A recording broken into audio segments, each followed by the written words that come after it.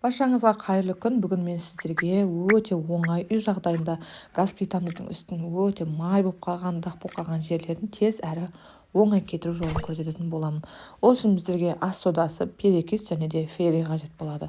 Үш қоспаны жақсылап араластырамыз және де газ плитамыздың дақ болып қалған жерлеріне, решеткаларының үстіне жағып 10-15 минутқа қалдырамыз.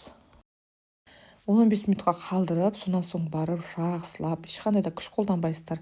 Тек қана осы тряпканың көмегімен жақсылап сүртіп шығасыздар. Оңай әрі тез кететін болады. Көбінесе жаңағыдай азилеттің иісі жаман ғой, осы сүйіп қойған кезде үйдің ішін алып кетіп жатады иістері. Ал дәл осы әдіспен жуып көрсеңіздер, оңай әрі тез кетіреді. Міндетті түрде жасап көріңіздер, сіздерге ұнайды. Міне бүкіл жерін қарап тұрсаңыздар, өте әдемі тап-таза жуып берді. Келесі видеомда кездескенше сау болыңыздар.